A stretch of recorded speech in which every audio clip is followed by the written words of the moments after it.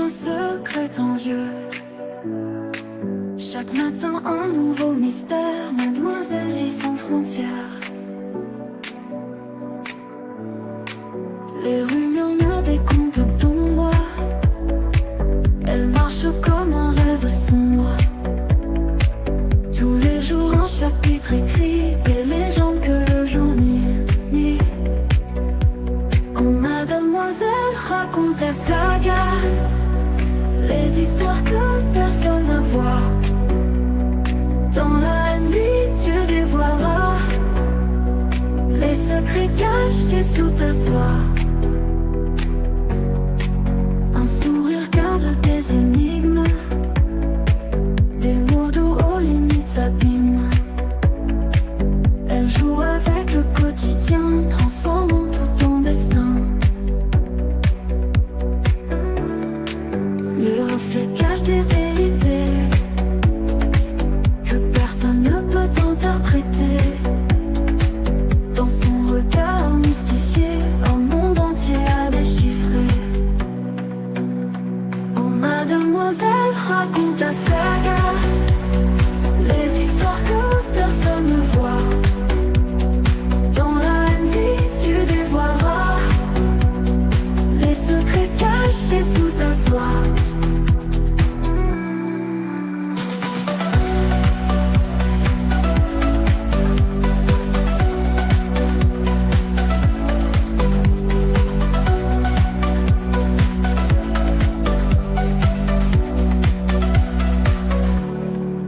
Un sourire garde des énigmes, des mots doux aux limites abîmes.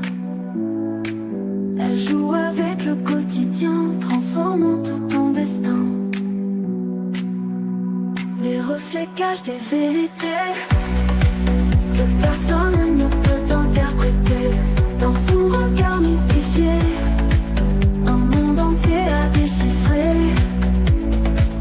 Un monde entier à déchiffrer. Oh, Madem-Oiselle raconte la saga, les histoires que personne ne voit. Dans la nuit, tu dévoileras les secrets cachés sous ta soie.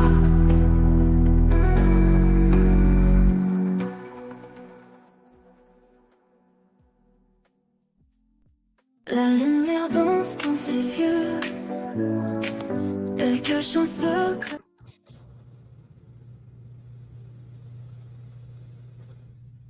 Hello. Testing. Let me know if y'all can hear me. I'm gonna check here on my side. Just to double check here. Alrighty. We are live. My glove is off my microphone. Welcome to all. Greetings to the Saga lovers, and welcome to our Saga Reveal. I'm your host, Madem-Oiselle. Let me get this mic a little closer. Yeah, much better. Much better. Come on in. Come on, let's go. We are live on the tube. We're going to have a little chat and gab. Remember, this channel is for commentary and entertainment only. Nothing serious. Okay. We are no judges and we are no lawyers. We are just curious readers. Or I should say, we like to read. Get in, get cozy, grab your tea. This is what I just did to refresh it with some water. Let's go. Our first saga of today. We're going straight to in it. Actually, let me clear that up. So Derrrick Lee Cardello he has basically filed his paper in order. Let me just read this up and make sure we got this right. Yes, so he did file his notice of intent to reopen the case and the complaint, and with the amended filing, the fees That was all submitted last week, and everything has been status quo. We will wait for that. Then we have a Lil Rod and Kurk Burrowes. So let me just do Kurk first, and we'll do. Oh, should I do Little? Yeah, let's do. No, let's continue on. Kurk Burrowes first, and then we'll do the Lil Rod update.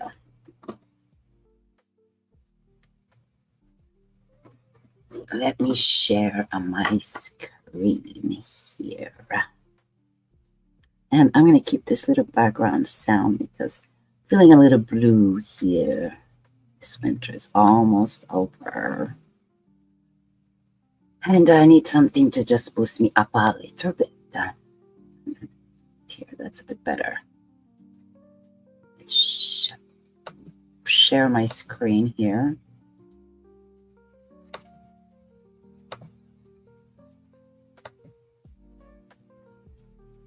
There we go.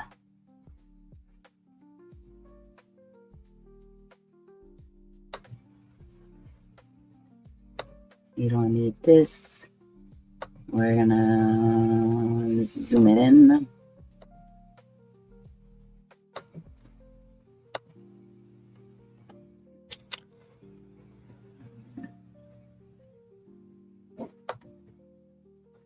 $150. Yeah, we can go probably a bit more. Yeah, why not? 170. Even better.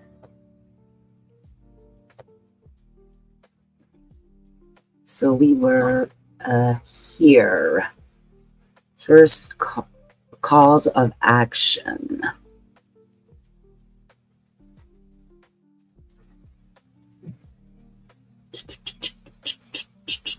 Yes, perfect. All right, so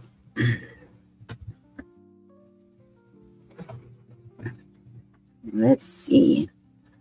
I wouldn't mind that a little louder. I just want to see how it sounds. Let me just.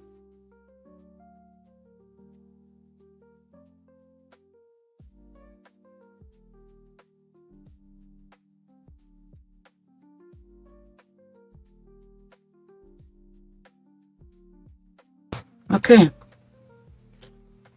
Put it just a little louder. Let me put the sound.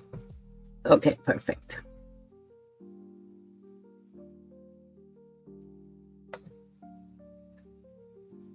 So, get out of this, not what I wanted to do, but here we are. Plaintiff, first cause of action, fraudulent concealment against Miss Janice Small's mama. So plaintiff incorporates, we're going to continue on the Kurk Burrowes versus Janice Small and others. Plaintiff incorporates by reference all preceding paragraphs that we've read in the past as if full set forth in. So as a business partner, trusted confidant, and fiduciary, defendant Small owned plaintiff a heightened duty of honesty, transparency, and fairness regarding their shared business interest in BBE. This duty, I'll put this up a little bit. This duty arose from their long-standing professional and personal relationship, their daily interactions, and the trust plaintiff placed in Small to act in good faith. Court have consistently held that where a fiduciary relationship exists, a heightened duty of loyalty and full disclosure is required. See Maynard versus Solomon 29, New York, 458, 1922, Cardozo J. Holding that business partners own the highest duty of loyalty to one another, of course. Through their relationship, defendant Smalls and plaintiff engaged in continuous and detailed discussion about BBE's operations, finances, and long-term strategies. These communication created a reasonable expectation of mutual candor, fiduciary loyalty, and transparency. See Birnbaum v. Birnbaum 73. That's family. 1989, recognizing that fiduciary relationship required undivided loyalty and good faith disclosure.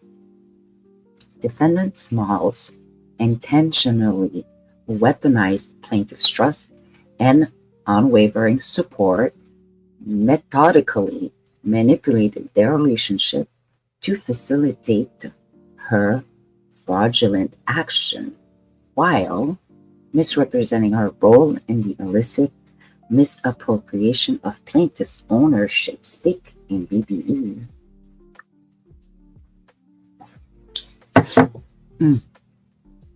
Court have found that fraudulent concealment occur when a party in a fiduciary relationship deliberately withholds material facts that the other party had a right to know. See Pope v. Saga 29 AD 3D 437, First Department 2006, holding that active concealment of material fact can give rise to a claim for fraud. Smalls carefully maintained a facade of integrity, portraying herself as an innocent bystander while orchestrating plaintiff's financial and professional downfall behind the scene. See Pappas versus Solis 20 New York 3D 228 to 2012. Finding that they were a fiduciary engages in deception to the detriment of the other party. Liability follows. Using plaintiff's trust as leverage, defendant Smalls' mama repeatedly misrepresented her role, claiming she had no knowledge of the coercion, fraud, and misappropriation.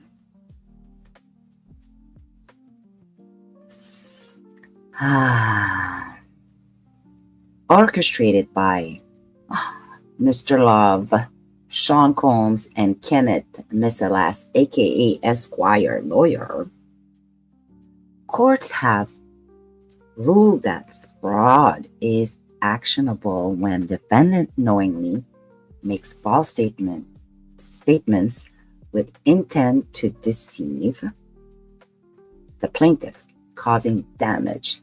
See Lama Holding Corporation versus Smith Barney Inc. 88 New York 2D 413 421 1996. In reality, Ms. Smalls played a direct and active role in the conspiracy, ensuring that plaintiff remained unaware of her complicity and financial gain. See Matter of Grief 92 New York 2D 341 1992, holding that concealment and misrepresentation by a fiduciary constitute actionable fraud. In one of the most egregious acts of betrayal, Smalls knowingly and deliberately concealed her acceptance of plaintiff's 25% ownership interest, maintaining the deception for decades. Yeah, it is 20 years roughly, right? So through false assurance, and calculated deceit. Defendant Smalls led plaintiff to believe she had no knowledge of fraudulent transfer, effectively suppressing any opportunity for plaintiff to reclaim his rightful stake in BBE. See Kaufman versus Cohen, 307 AD 2D 113, First Department 2003, holding that fraudulent concealment is established where a party intentionally prevent another from learning of a claim. Well. Mama, for sure. Let's get on with this. Alrighty. These assurances were not mere omissions, but affirmative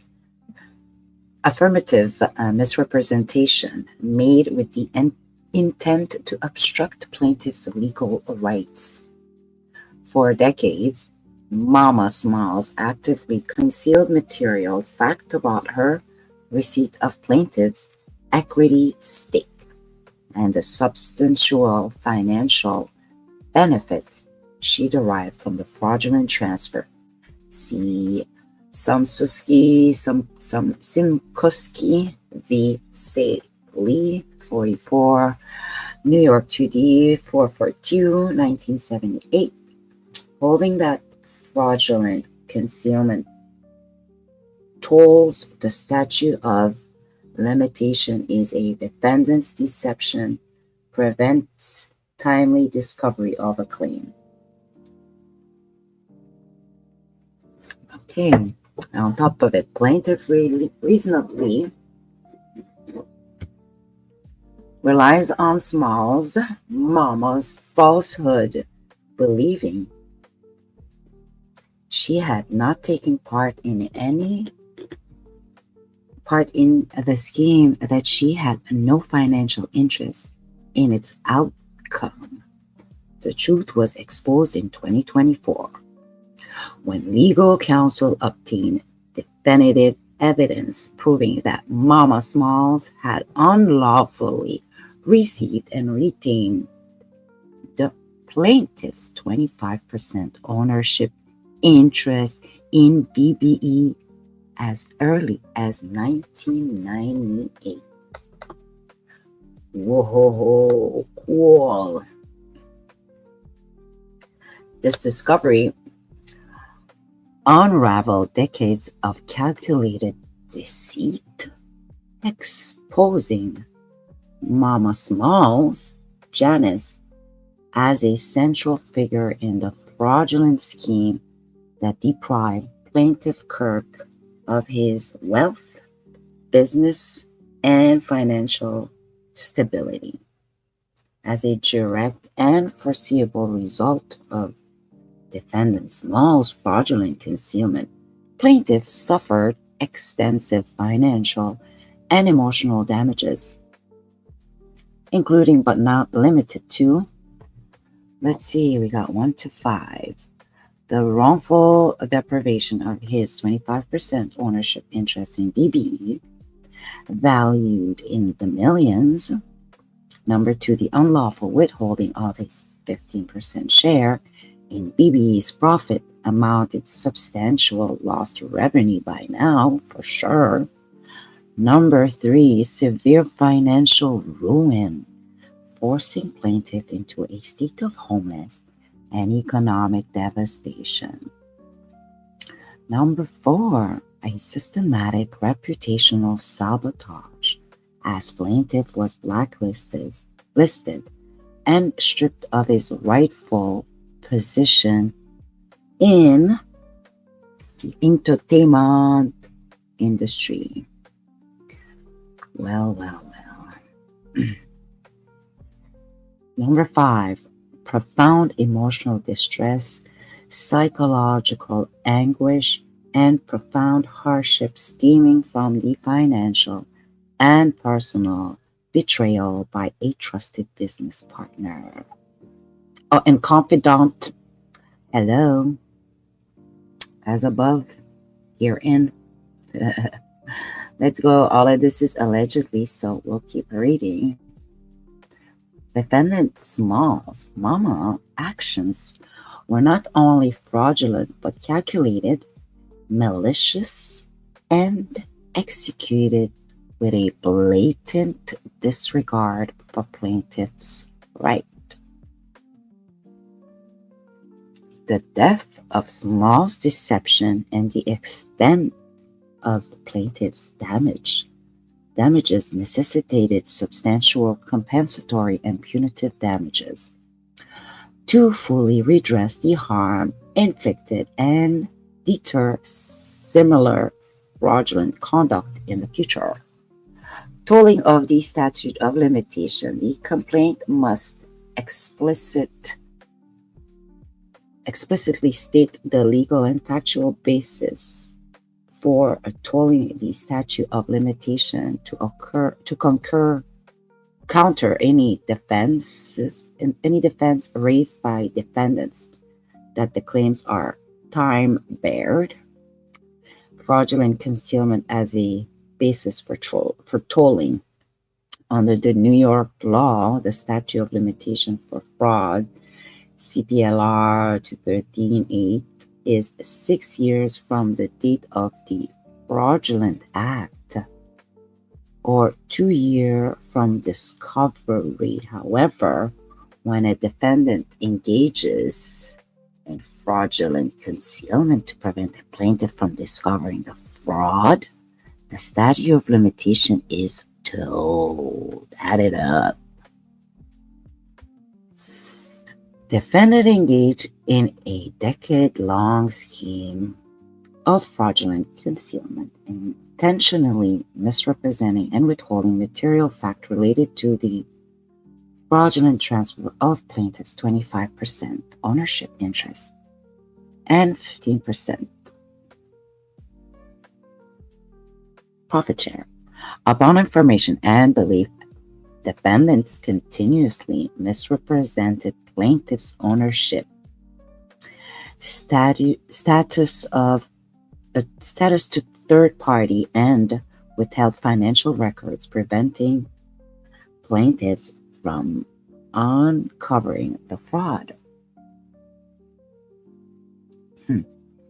Defendant Small's mama, as recently as 2020, made affirmative misrepresentation to plaintiff Kurk, falsely claiming that she had no knowledge of or involvement in the wrongful transfer of plaintiff's ownership interest.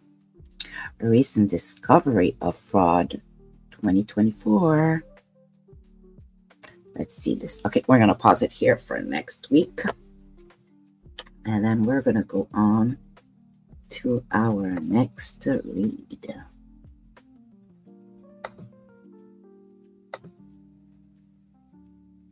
Which is Lil Rod.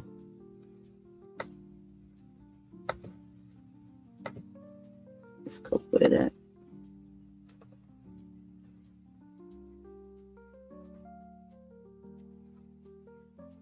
Let me just make sure we got how many pages. So 2. Alrighty. We're gonna have to skim through this 33 pages.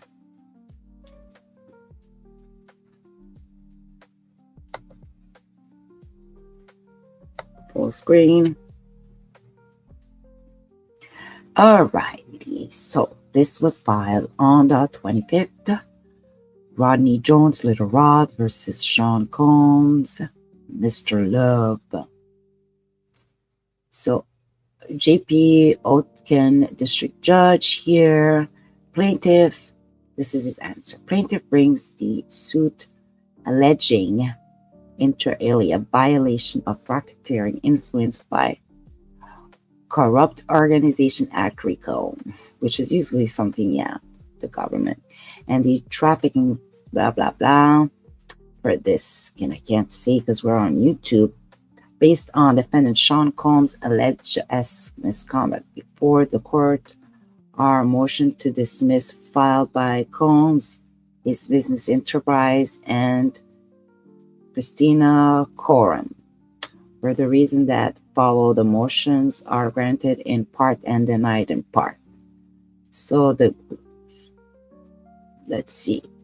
Rodney Jones brought this action against Sean Combs, asserting variety claim based on the alleged history of this SA and HT, and he's letting these people being recalled in his company, and then all the name of these identified people.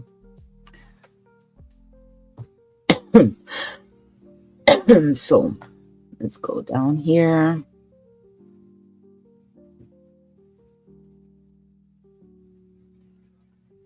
This is recounting these parts of all the names and the actions.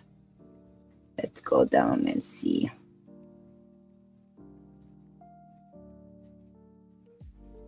Because to survive a motion to dismiss under federal rule civil procedure, a plaintiff must state enough fact to state a claim to relief that it is plausible in the fact and on its face. Bell ATL Corporation versus Stoneblee, 2007. A claim is plausible when the plaintiff pleads factual content that allows the court to draw a reasonable inference that the defendant is liable for misconduct alleged. That means a complaint is probably dismissed where the allegation in this complaint, however true, could not raise a claim of entitlement to relief. So a complaint is also properly dismissed where all the well-pleaded facts do not permit the court to infer more than the mere possibility of misconduct. So some of the things that the judge has dismissed.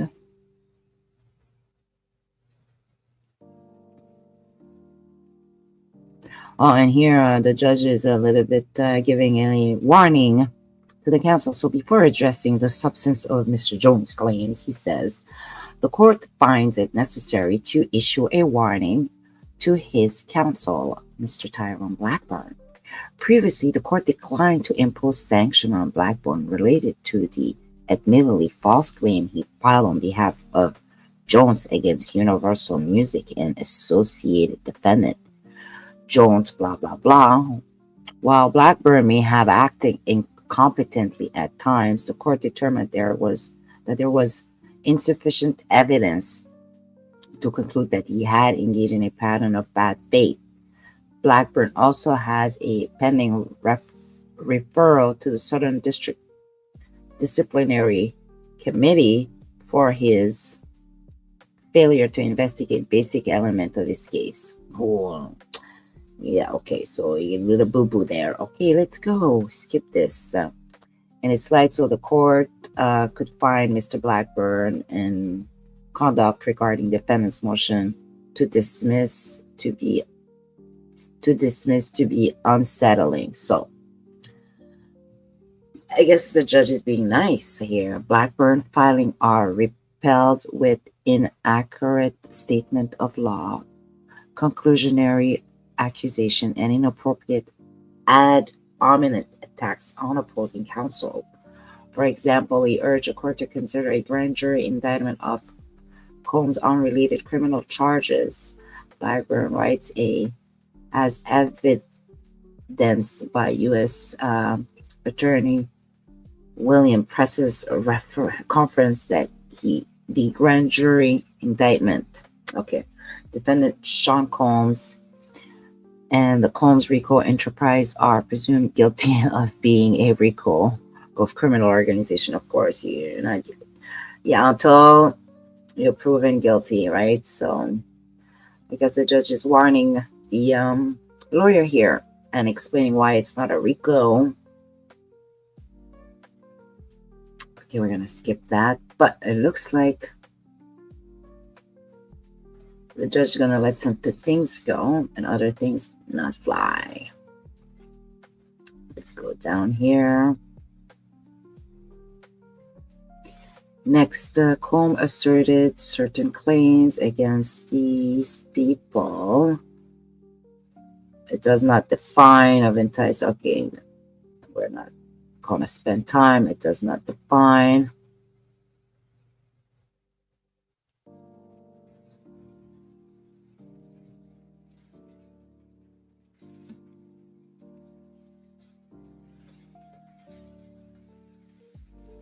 So finally here,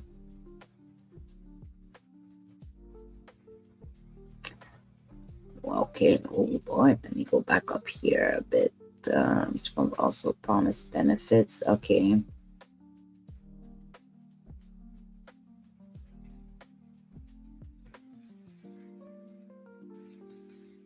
Okay, so let's go back up here for a second. We'll read the paragraph.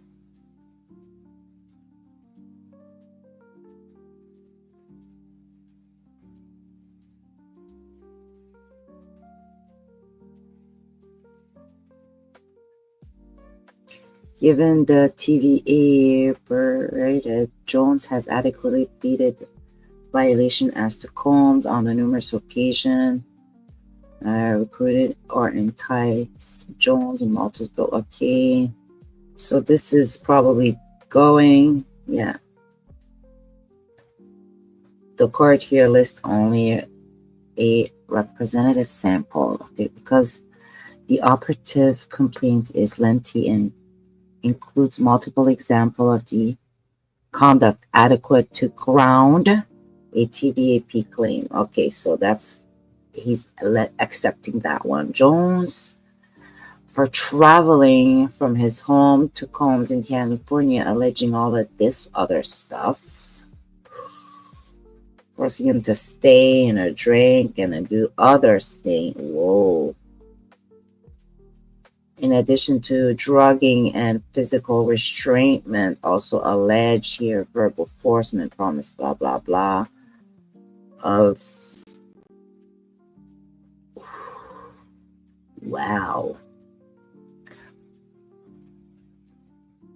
I'm going to leave it like that. So if anybody wants to read this, because it's a little too disturbing and I don't want to go on about it too long. Hold security, make problem disappear, offer the threats. Combs also promised Jones benefits to access a record label executives and funds. So based on a promise of films as well.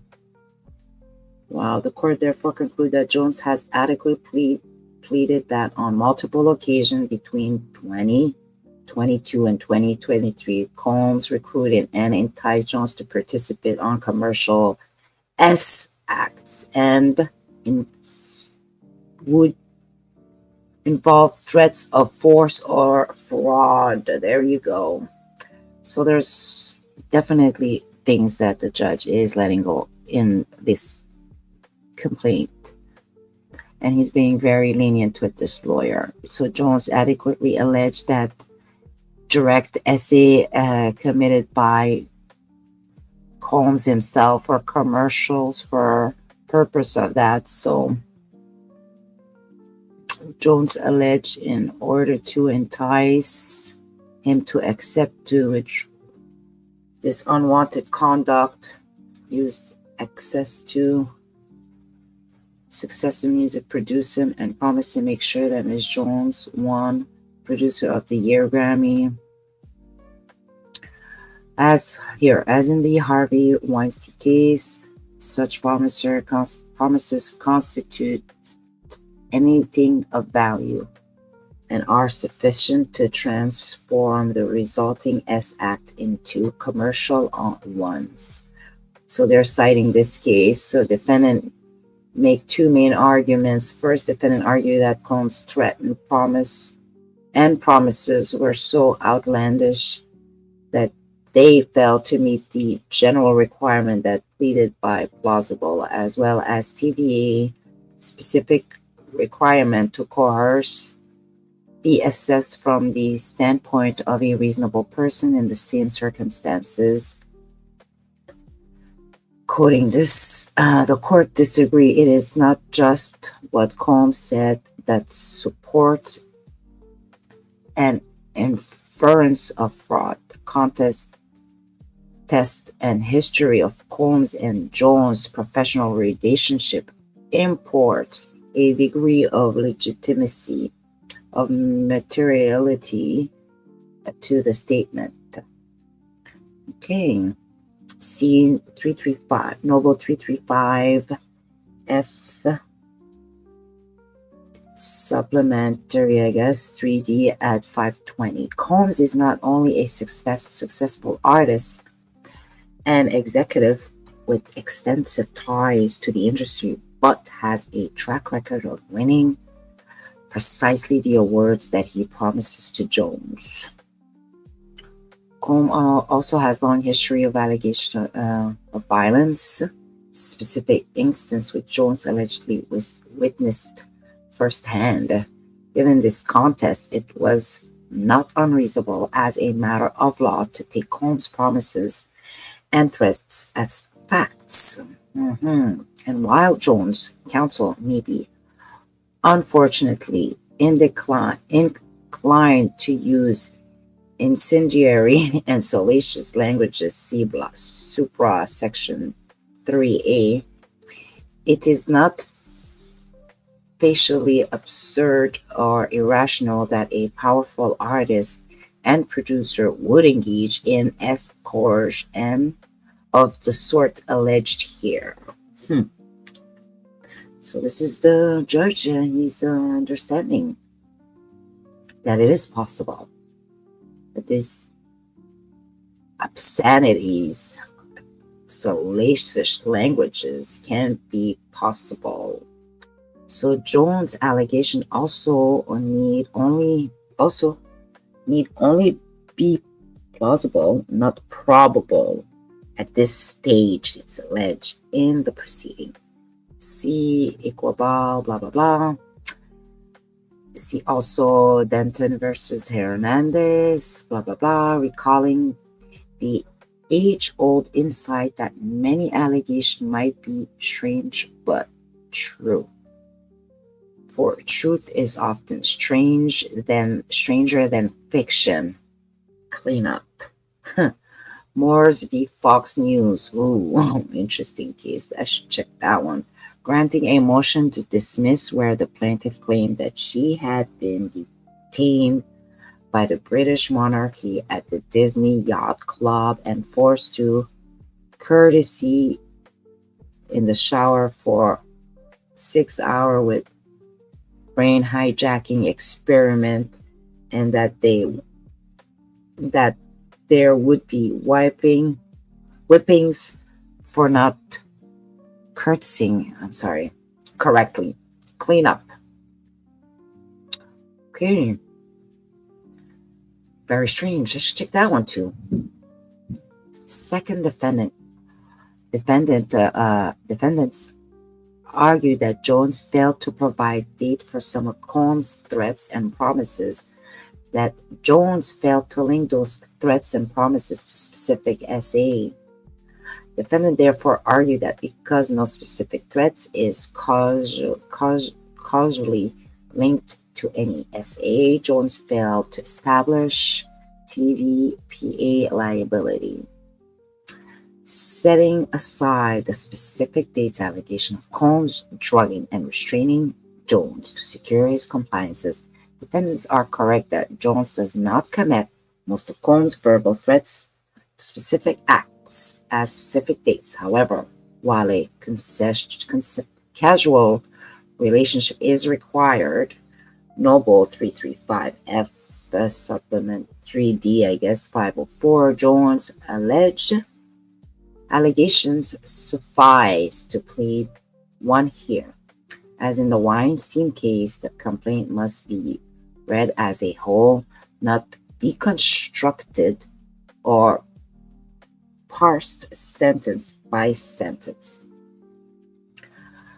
ID at 19. Here, Jones provides a bounded time frame within which Combs' conduct occurred, namely the year that Jones spent living and traveling with Sean Mr. Love.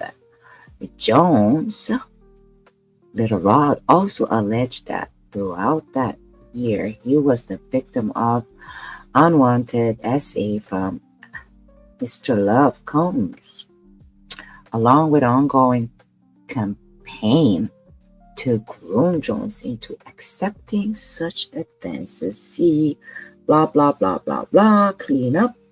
Jones provides specific dates example of Combs making threats of violence and alleges that such threats were parts of his grooming process. The complaint also specifies at least some occasion of which Combs made the quid pro quo nature of his promises clear.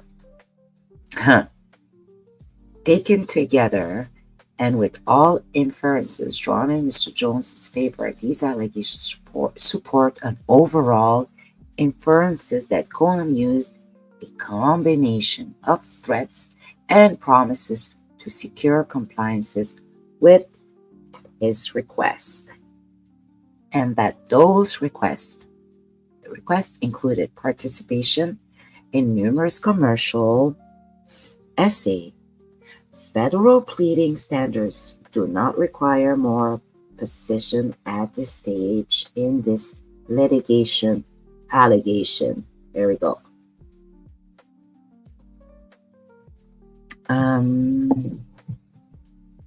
This she's being removed. We're gonna skip that one. Combs Global. So this operation complaint does not allege that Combs Global, the corporate entity, directly enticed, recruited, or otherwise induced Jones in any essay. Liability does depend on whether Combs Global benefited from participation in Combs ventures, notwithstanding knowledge or reckless disregard of his TVA liability misconduct. Although the Second Circuit has not conclusively determined the meaning of participation in the TVA, courts in this district have tended to interpret it as requiring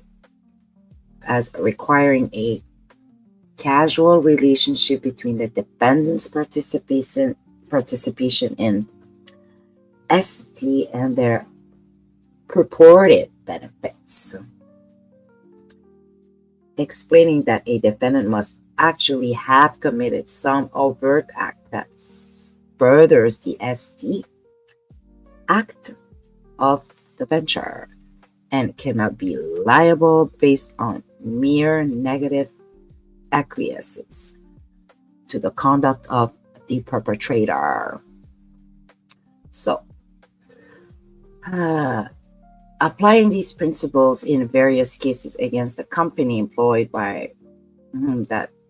Harvey Weinstein, courts have distinguished between allegation that the company merely paid for a predator's travel or legal settlement of prior claims of SA misconduct. Allegation entered non-disclosure with women in order to cover up assault, a participation which had the predictable effect of enabling future assault.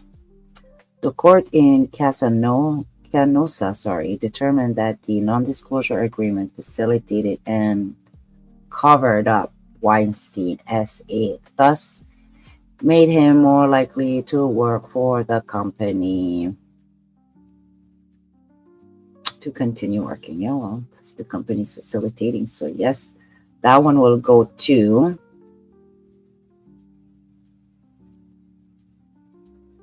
so that one part they say it's dismissed. Sorry, here we go. Let's go. State tort claim. In addition to his federal claim, he asserted state law tort claim based on incident of S misconduct for living and okay, occurring during the living and working for him. So the court does decline to dismiss Jones' essay claims. Thus, it declines to dismiss Jones' essay claim as to Combs. Jones's essay. Okay, let's go check this. Jones' allegations are also sufficient to state a plausible claim under at least federal law, which imposes civil liability for the threats of offensive contact or intentional infliction of such contact. There you go. Okay, emotional distress. Let's go here. Jones' intentional and neglect infliction of emotional distress claims are therefore dismissed as to Combs. As to Combs is dismissed. And here, yeah, dismissed for that one too. Premises liability for the premises. So let's go check that one.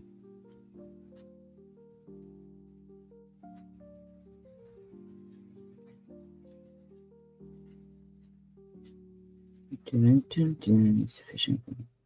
Here, no, not yet. Accordingly, Jones need not plead in detail in his physical or emotional injury to survive a motion to dismiss. Okay, that's dismissed. Which one is next here?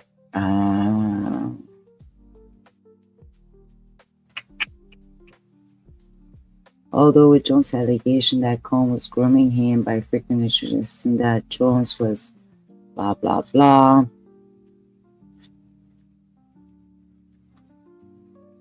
Blah, blah, blah. What do we got here? Here's another one. The court dismissed Jones' premises liability claim.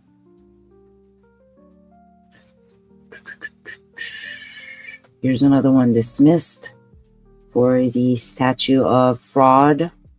Jones' contract claims are dismissed because of the oral agreement is subject to a statute of fraud. Okay.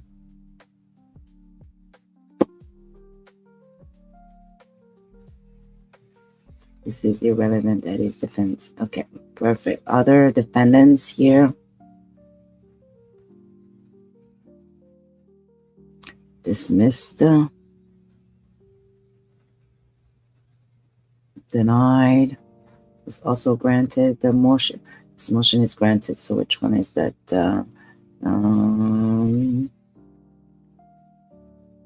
For the foregoing reason, the Combs defendant's motion to dismiss is granted in parts and denied in parts. The motion is granted as to Jones' RICO claim, neglect and intentional infliction of emotional distress claims, and contract claim. This motion is also granted as to Jones' TVA claim against Combs Global. The motion is otherwise denied. Okay. That's pretty much what it is.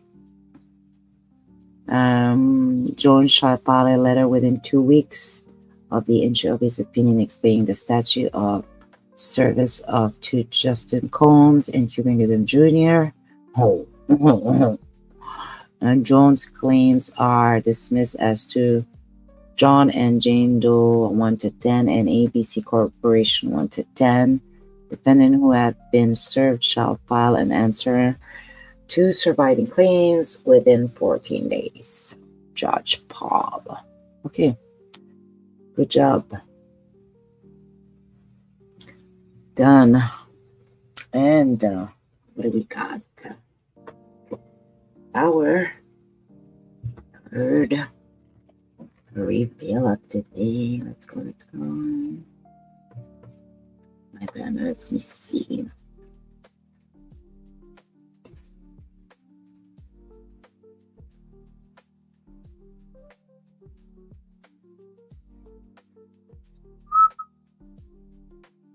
Oh,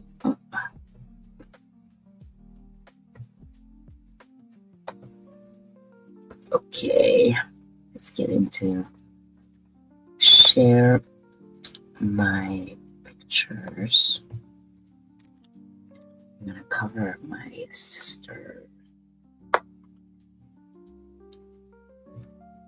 Actually, you know what? First, let's check what's going on with our.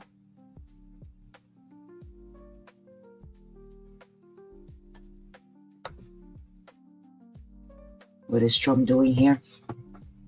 So you know what? We're gonna go on the Truth Social because it's where Trump's put all his stuff. Let's see.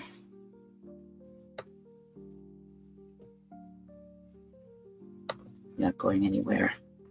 And we can check if he's live on the White House.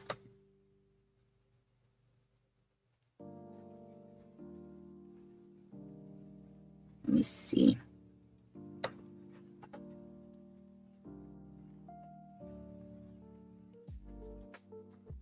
The White House. Sometimes he does go live on, it shows right on the White House.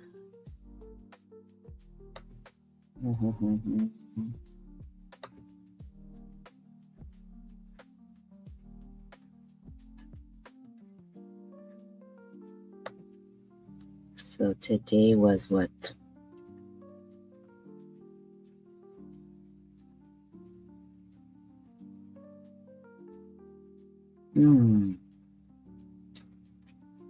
What?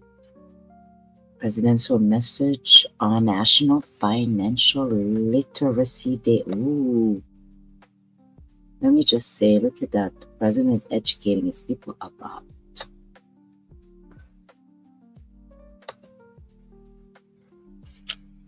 financial literacy. Who would have thought that? Interesting.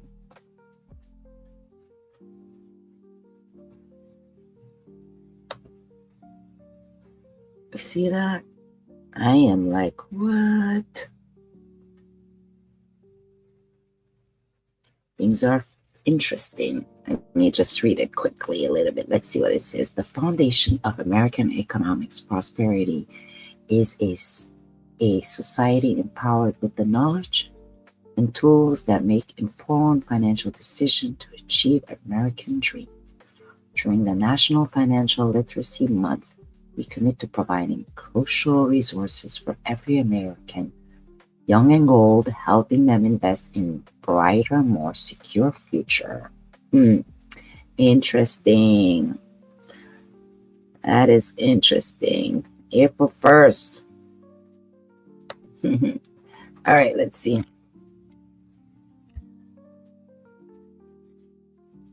What is going on here?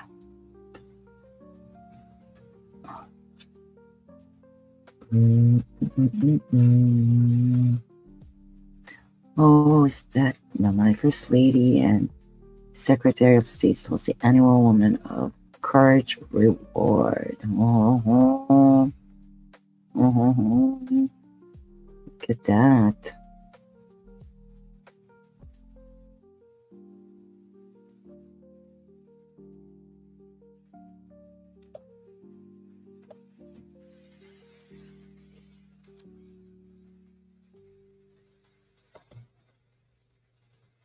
Let's see.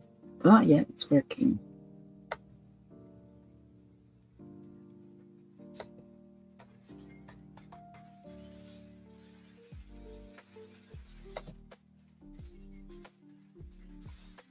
Let's go.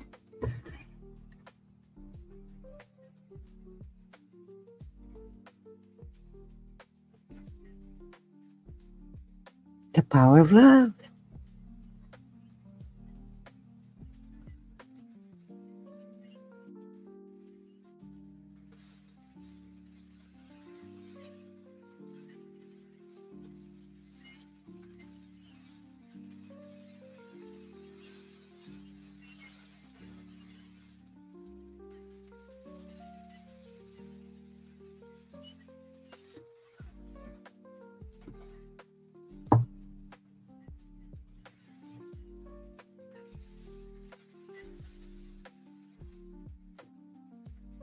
Mm-hmm. Thank you, Melania.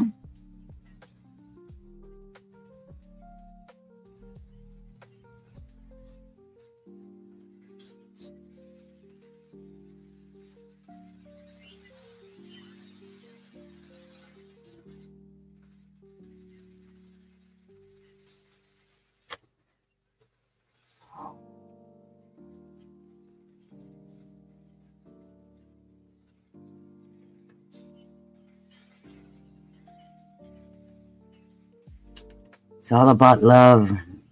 Good job, Melania.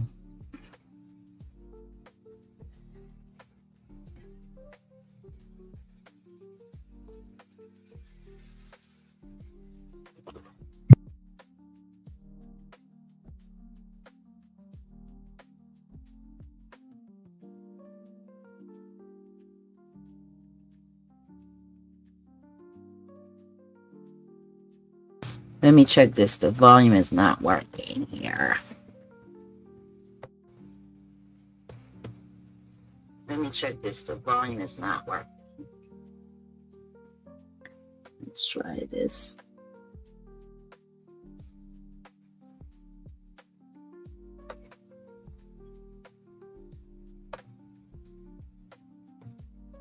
Okay.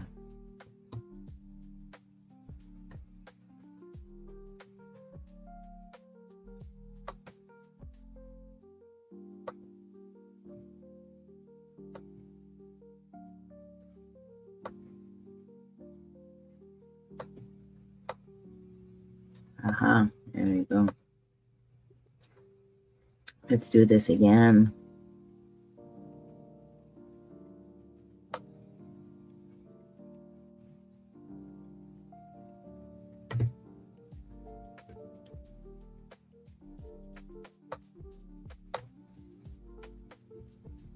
Good afternoon, and thank you, Secretary Rubio.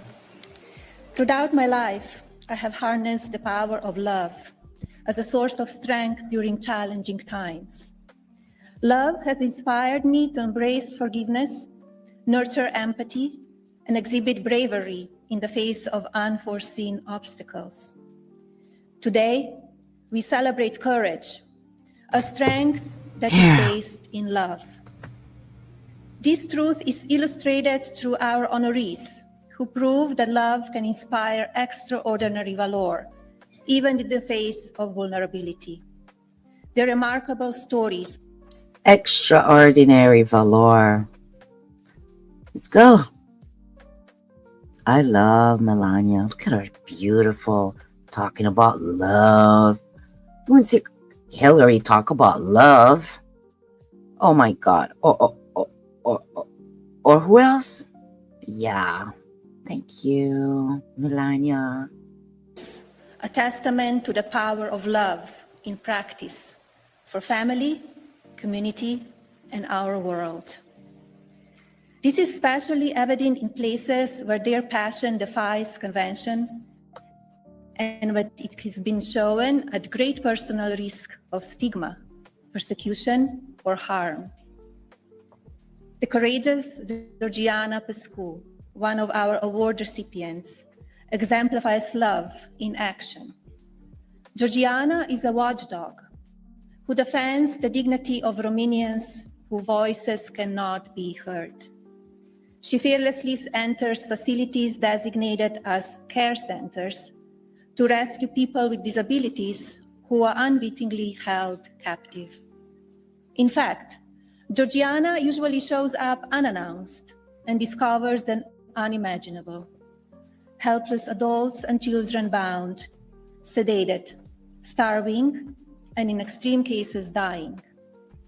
Thanks to Georgiana's brave work, dozens of offenders have been charged with human trafficking, exploitation, and even organized crime.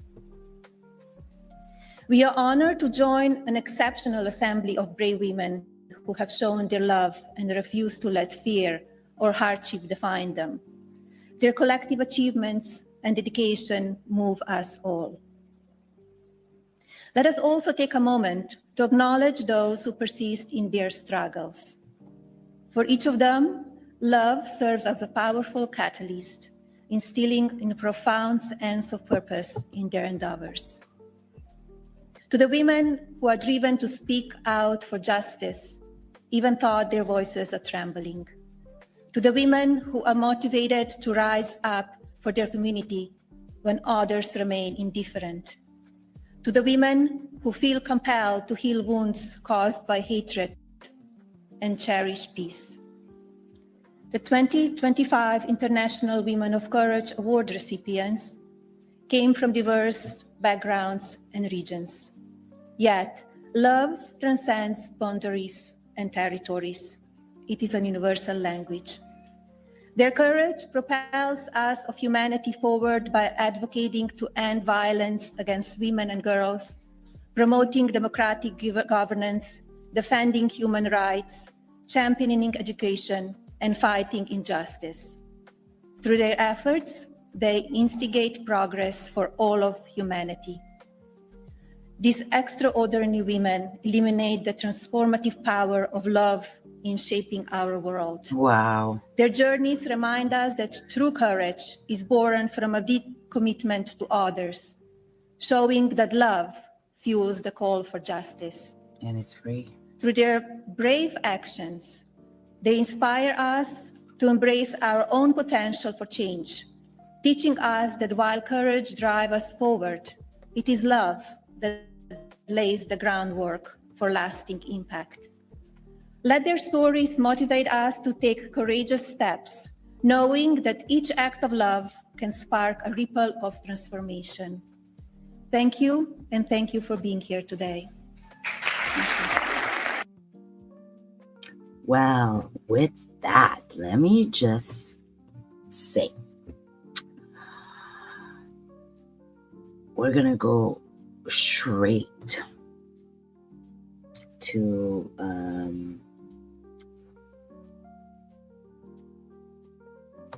see what's going on my bad.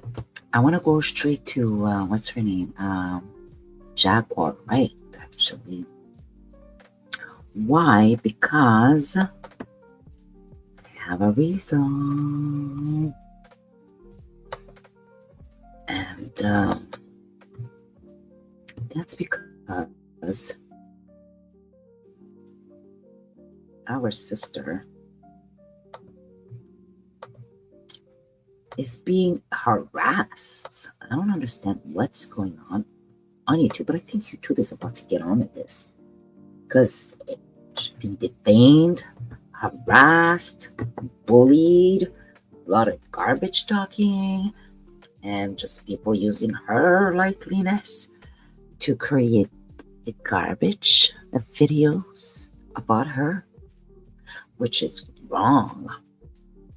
And all the ways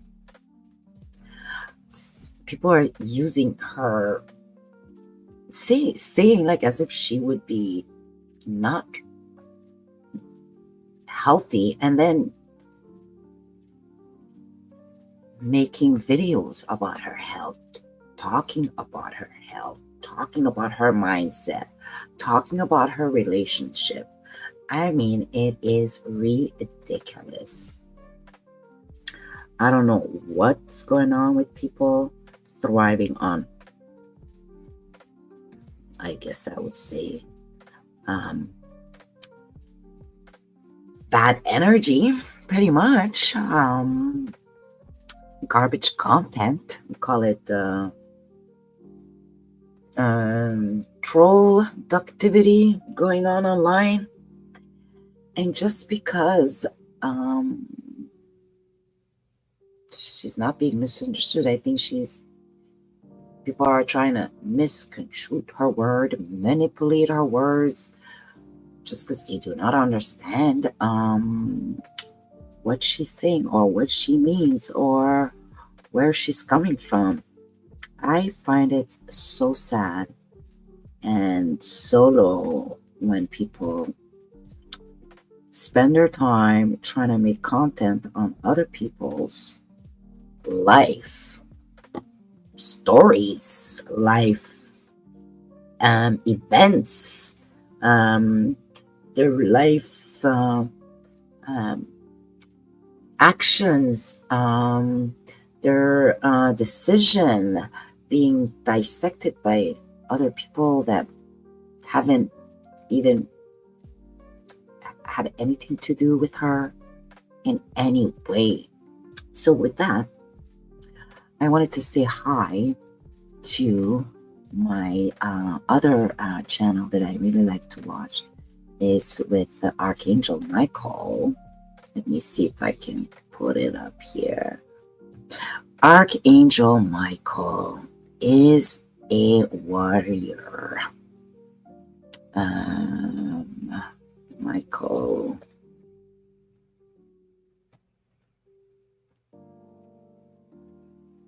Archangel.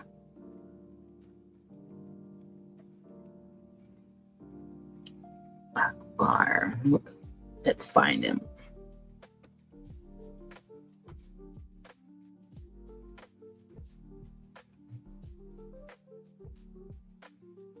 Let me go find my subscription here.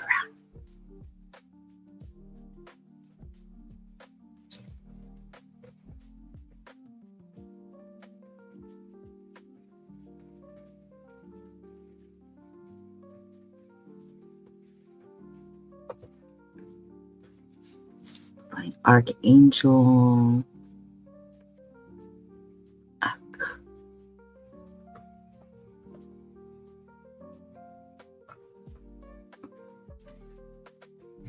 Where is he? Let's go see.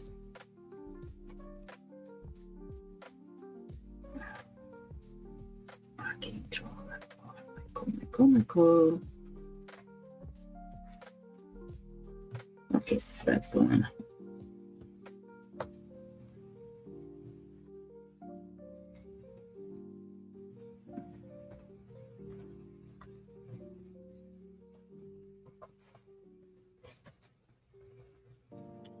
There it is. Archangel Michael.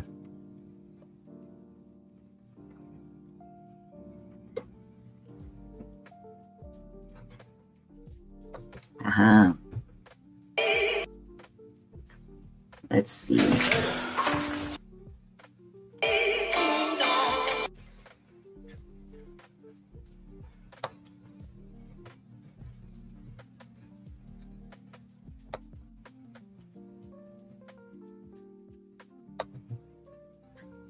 Here it is.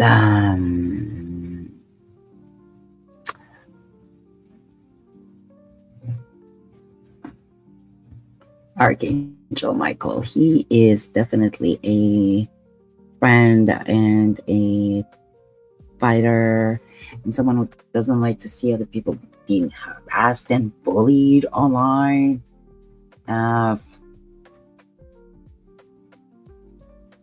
So let's go here. Gotcha.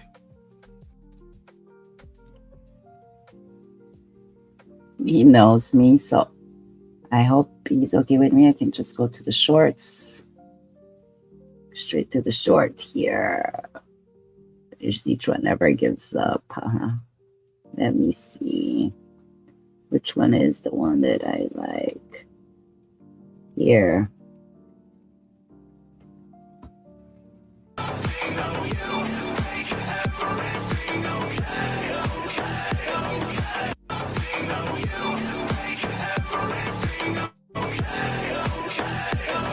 Let's find another one.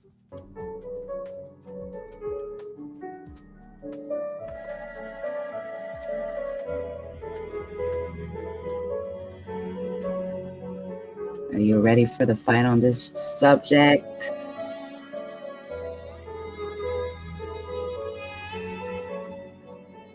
Isaiah Sparta. Very kind-hearted. I want to take the time to say hi to Auntie Leah, to Jaguar, right? And to the family, and to Odell, of course. All will be well in due time, and all is well. There you go.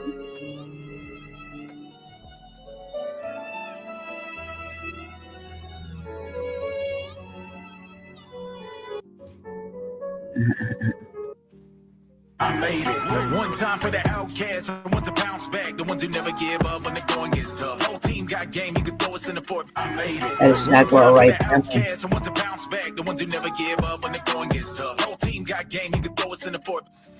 Oh yeah.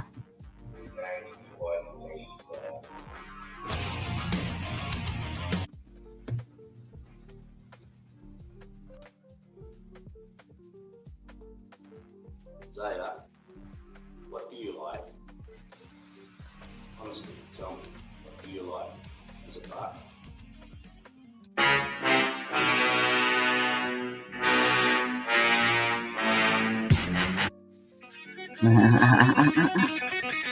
Are you ready for the fight?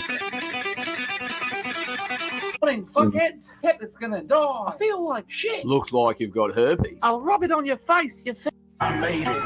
One time for the outcasts, I want to bounce back. The ones who never give up when the going gets tough. Alrighty. Got game, you could throw us in the fort. I made it. One time for the outcasts, I want to bounce back. The ones who never give up when the going gets tough. Whole team got game, you could throw us in the fort. Michael, let me just do this while I questions.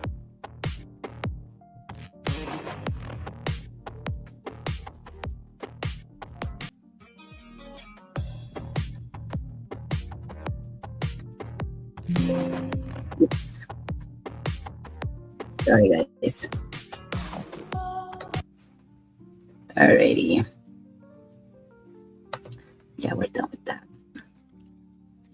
So yeah, with that, I think pretty good. We got election coming up soon here, and it's a chaos. We have MPs resigning. Oh my God! And how can I say this? The volcano is erupting everywhere. So it's interesting. Hopefully, we get to clean up our own house with this election and start fresh in our beautiful country here in Canada. And yeah, I think we'll be fine. Tomorrow we'll have nice announcements to look up for with the US. And yeah. So sadly, we are at the end of the Saga Reveal. I want to take a moment to say thank you from the bottom of my heart for keeping me company here. And see you next week, same tube time, same tube channel. Signing out here, your host, Madem-Oiselle.